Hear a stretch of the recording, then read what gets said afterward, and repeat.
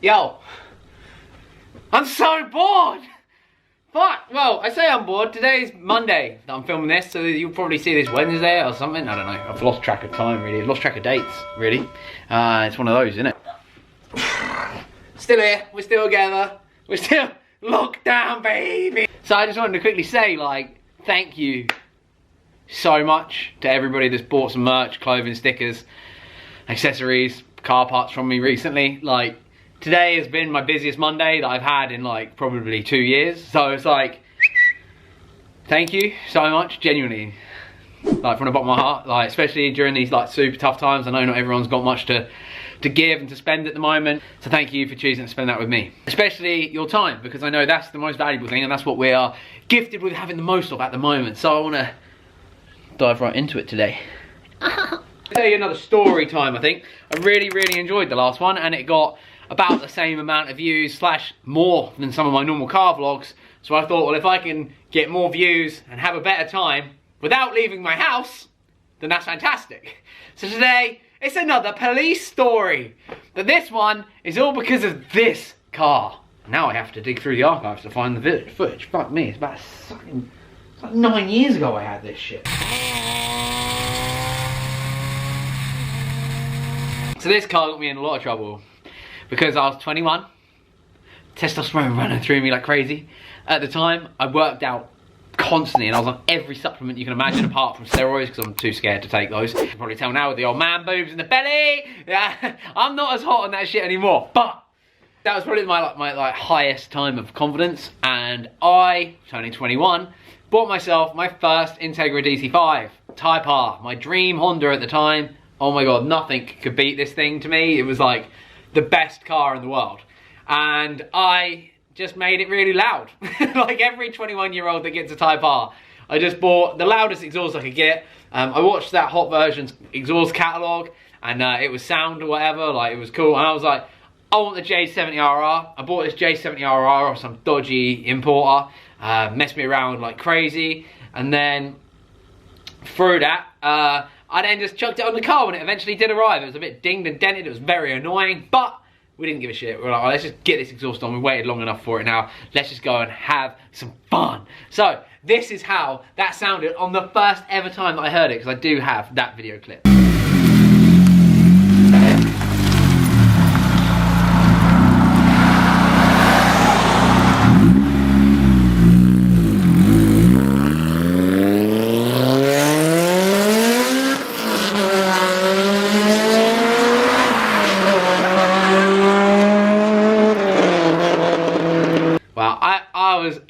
I was that village arsehole. I know now, like I know, I hear a guy in a Focus ST pop and banging up the hill that I live on every day and I hate him. Like I hear that thing going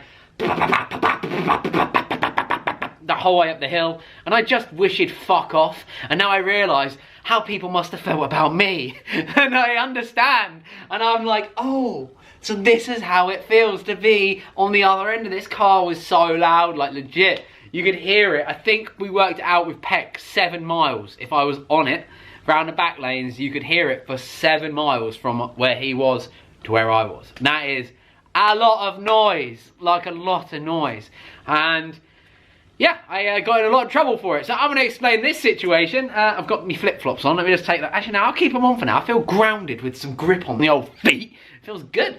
So this time, what happened was, I had kind of got a bit of a name for myself in this car. Well, not for me personally, but the car itself. Like, it had been brought up in council meetings as the problem black car. The local newspaper had wrote about it. So they'd had like council meetings and the newspapers and all this sort of stuff. And I was like, yeah, fuck them. I don't give a fucking, I don't give a fucking shit. I don't give a fuck. I don't give a fucking fuck. Fuck them, I don't give a fuck. It was like that. I was like, I don't give a fuck. I'm in my fucking Type R. Race me, motherfucker. That's what it literally was like. It was so lame, but like, at the time I thought I was cool, I guess. So, lesson learned. The situation appeared like this. I pulled out of the local garage and I just fucking hacked it up the road. It was like VTEX 1, 2, 3, 4, like, it was so loud. Just so loud.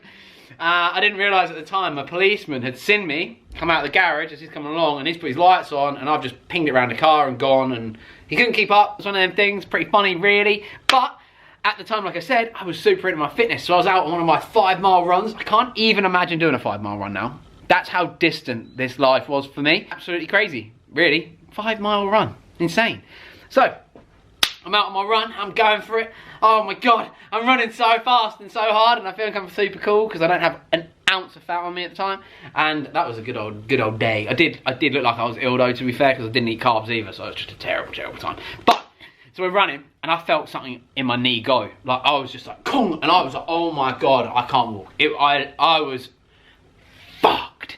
And I limped myself home about probably a quarter of a mile away from home, half a mile away from home, limped myself back, and I literally crawled up the stairs. I crawled, because I lived with my parents at the time, crawled up the stairs, and then was like, right, I'm just gonna hop in the shower. And as I go into the bathroom, I hear the doorbell go.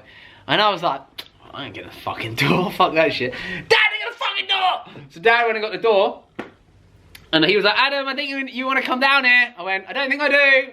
And he went, I think you do need to come down here. So right at this moment, I'm literally just in my boxers and I'm still crawling along the floor. I wonder if I can kind of show you how I was doing it. It hurt so bad. I can remember it. I remember that pain. It was unbearable. So we're crawling along the floor like that to look down the stairs at Matey Boy, and there's a fucking copper there. And oh my God, I shit myself. I was like, oh, why are you here? He's like, can we have a conversation? I was like, do I have to? And he was like, I think it's for the best. So I've gone down.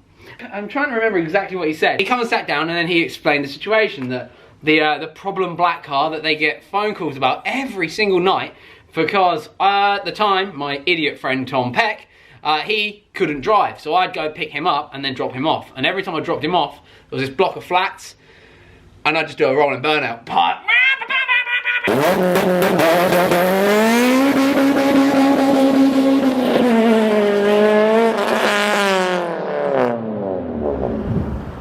It was loud, baby, loud. So the lady in the flats would call the police on me almost every single day, and I had a message from some guy as well saying, that lived in the flats, he found out who I was, and he was like, if you fucking keep driving like this around where I live, I'm gonna fucking kill you, you little cunt, basically. He was like not happy at all. I understand it now. Like, if some guy was doing it outside of my house, I'd fucking put a brick through his window. And that's what someone did to my car. I'd left it out the front one day and they smashed the front windscreen. But the copper, he's come around, he sat me down, and I'm sat there in me fucking now sweaty clothes that I've re-put on. And I've got me leg up in the air because it hurt so bad with a bag of peas that my dad got me on them. And he was basically telling me off. He was like, I couldn't catch up with you. When I do finally catch you doing something wrong, we're going to implement every arm of the law, or whatever fuck bollocks he said. And he was like, also we've got one more big problem with the car. And I was like, alright, what's that? Like, the fact that it's the loudest thing since a jet plane. Other than that, what's wrong? So he goes, come with me. I'm hobbling, mate. But I'll hobble some more. So I'll hobble my way out to the car, and it sucks. Get there, and he goes, your number plate is illegal. It should look like this one on my dad's car, who has illegal spacing on his number plates. And I was like, why is mine illegal, but his isn't? And he was like, he looked at it and he went, maybe that's a bad example. And I was like, I don't want to sound like I'm trying to be a dick, but like, it's an import car, so I'm allowed like this smaller plate with the smaller letters on. And he was like, no you're not. I was like, oh, I think you'll find I am. And like, he didn't like it at all, but I was right, I think. And I was just acted like I was right, you know, sort of one of those things. And yeah, realistically, that was alright. That was like a good encounter with the police, if I'm honest.